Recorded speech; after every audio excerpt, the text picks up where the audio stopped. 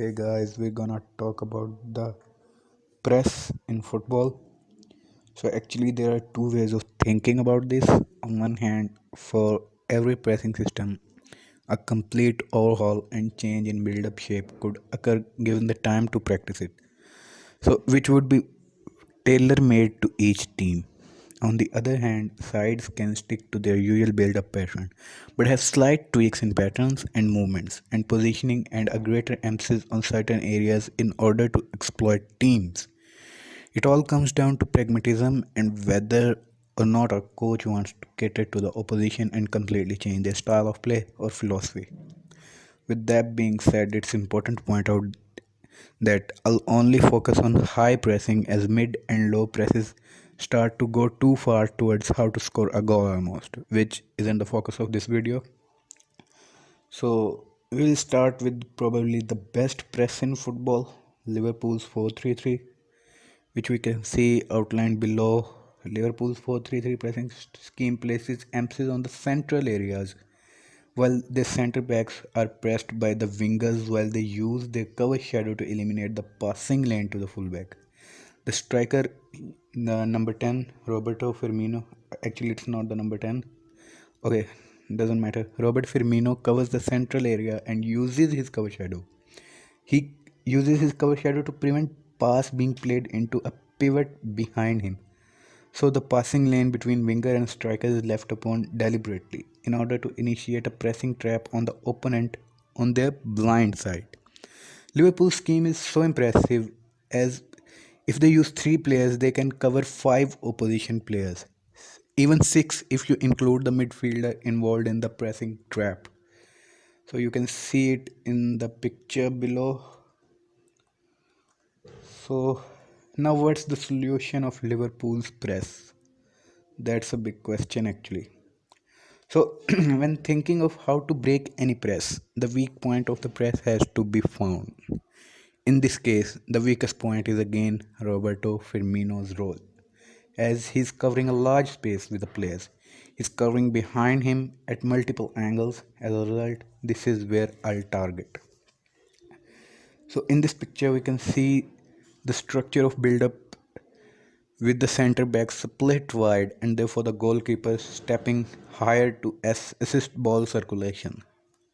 So you can see two pivots drop on Roberto Firmino, giving him a dilemma and making it more difficult for him to cover both options. So this forces the other winger to come across and help cover, and if they don't come across, the six can receive in a good central area. Okay, so here you can see once the winger comes inside, the ball can be played back to the goalkeeper and quickly to the other centre back.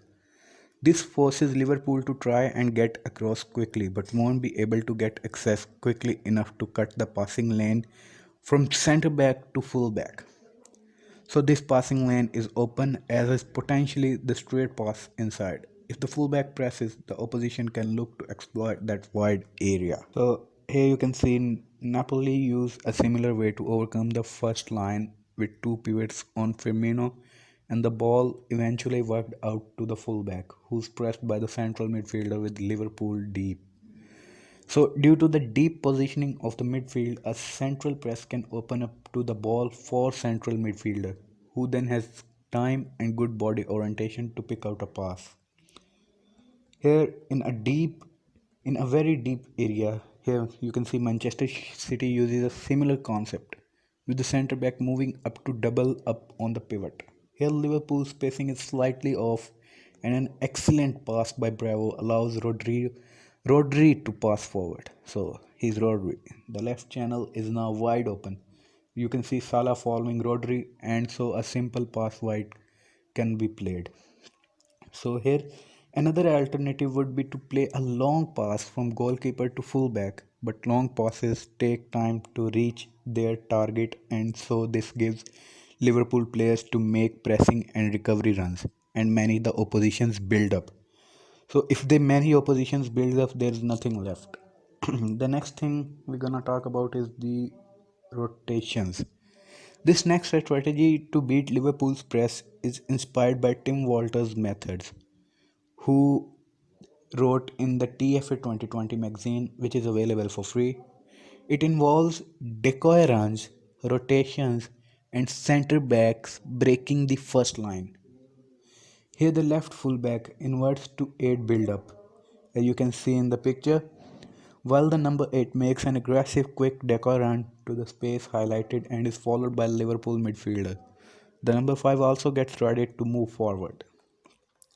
The decoy runs attract the number 8 and creates a larger space in the middle. You can see in the picture while the number 3 acts and goalkeeper have to circulate the ball once the ball reaches the goalkeeper. So the number 5 starts making a forward movement so that when the ball is played to the full back, they are in a position to receive it. The fullback rotates with the number 5 and receives, and can then play into 4 versus 3 midfield, which has been created, all without dropping any players backwards. That's a beautiful strategy actually. Alternatively, here the number 5 can move earlier, and the risky passes can be played, and a wide fullback can potentially create a 5 versus 3 overload in the midfield, which can outnumber Liverpool in the midfield.